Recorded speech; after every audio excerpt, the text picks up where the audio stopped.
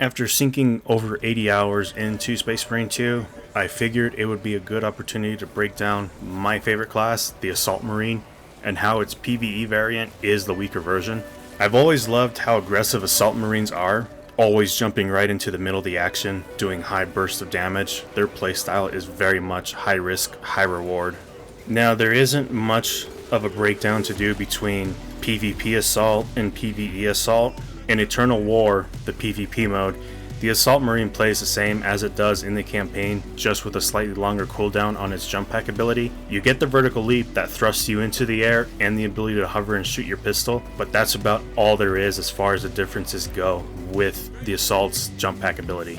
In operations, the vertical leap is taken away and replaced with a smaller leap that looks more like a dash with enough of an arc that will put you high enough to avoid getting hit by some of the larger enemies like the Carnifex. The other thing that PvE takes away from Assault is the use of the hover mechanic, which has been a very questionable decision in my eyes. It's one of those things that should be considered a core part of the Assault Marine's overall kit. If it was meant to be removed as part of a balancing issue, then I'm blind because I've never seen how it would or could unbalance Assault. There are plenty of examples where the hover mechanic would come in handy. One good example of the hover mechanic is when your team doesn't have the verticality to deal with ranged enemies who will always stay away from the hordes. Not only do you have to fight your way through the horde to get to those ranged enemies who will just keep sapping your armor if left unchecked, but also you're soaking in tons of damage from the horde itself. Now, with the first two difficulties, which is just minimal and average, you don't really have to prioritize the ranged enemies as much, but when you're going into the higher difficulties, it's best to prioritize the ranged enemies. But if they're in with Majoris enemies, try and get to the Majoris enemies, and if the range is becoming too much of an issue for you, you do have to go and take them out. Otherwise, you're going to have trouble keeping your armor segments up at all. In situations like these, an Assault Marine could easily counter those ranged enemies if they had the hover ability.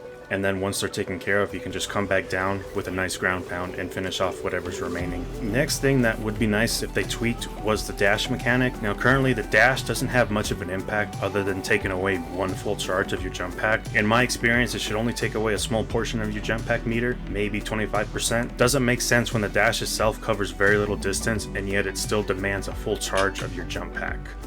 There is a perk called Wings of Flame that allows you to damage enemies along the trajectory of the dash, but I never found much use for it because of that short distance, and it only really affected my Norse enemies. There's plenty of other perks to choose from in that slot, well, two other perks really, but honestly, Wings of Flame, there was never much of an impact that it had, so it's kind of, to me, it feels more like a filler type of perk. There is another perk that'll affect the jump pack and the ability to damage enemies, and it's called Ascension, which is the one I use. In my opinion, way better option. When you use Leap with the jump pack, the area where you took off from will damage enemies. You can then use Ground Pound back into that same area, followed by a quick Ground Slam to usually put all Majora's enemies into an execution state, or at the very least, soften them up big time to where one or two swings of that hammer will put them into an execution state. Okay, so here is one of the combos that you can do against Majoris enemies, especially when you're up against the higher difficulties, is go for the leap, do a ground pound, and now follow it up with a ground slam. And that does a fairly good amount of damage, and depending on, you know, how much damage output you have, which hammer you're using and such, you'll be able to actually put the whole group into an execution state. And you'll usually be able to do that combo fairly quickly. Like, this is called the ground slam, and then the other one where you leap up into the air is called the ground pound. So we'll try that again against these guys here. We got 3 Majoris enemies. So once again, ground pound followed in by a ground slam, and that right there will help you soften up a lot of these larger groups with ease. And if you're able to get into a parry and you'll put him into a gun strike, very easily be able to deal with Majoris enemies, especially when you're dealing with nothing but a squad of them. I think some of them will have 4 to 5 Nid warriors. So it's a really good combo. There is another perk that's on the hammer where you can follow it up with a ground pound. Not a ground pound, but it's a ground slam follow-up, and I don't really know how to do the follow-up, because it says you hold the attack button after doing a ground slam, and you're supposed to be able to follow up with another ground slam, but I don't know what they mean by that. It doesn't give me a cue. So release, hold, that doesn't work. Release, hold, that doesn't work. So these additional attacks, from what I've read, this is the same issue going on with the chainsword. With the chainsword, the third attack, you can follow it up with a heavy, the heavy stomp, and you can follow it up with another heavy stomp. But people are reporting the same issue. They're not able to actually do those follow-up attacks. So it's the same thing going on here with the hammer. It's the ground slam, which it says specifically ground slam. I even tried it with ground pound, and it's specific for ground slam that you're supposed to be able to do a follow-up slam attack. I just don't know the input for it. I don't know if there's a timing issue going on or if it actually is buggy. Either way, chainsword is also having that same issue. Okay, there's a group of I think those are termagants, so we'll just get right into them. Yeah, these are termagants. Ground pound, see, not ground pound, but you can see when I did the jump pack, when I actually took off, it damaged all of them, actually killed all of them.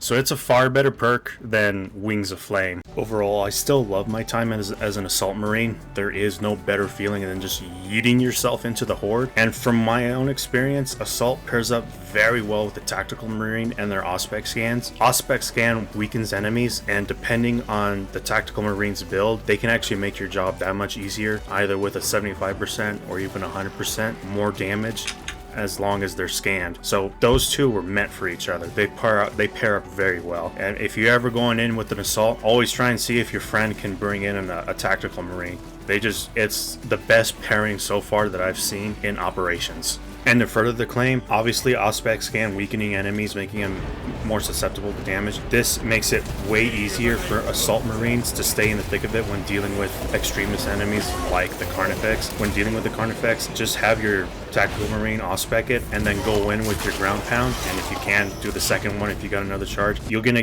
get in a sweet amount of damage, and it's gonna make your life so much easier.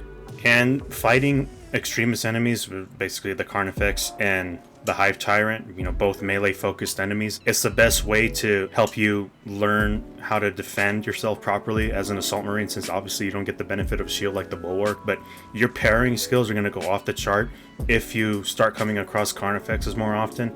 And so I'd recommend doing the higher level difficulties if you can. You still can find a Carnifex in average difficulty, but it's a very, very rare occurrence. But still, whenever you can, just go in there and just start learning the Carnifex's attack patterns, when to dodge, when to parry, and just when to overall just learn how to do damage to it. It's really, really fun to engage the Carnifex, particularly in melee combat as an Assault Marine.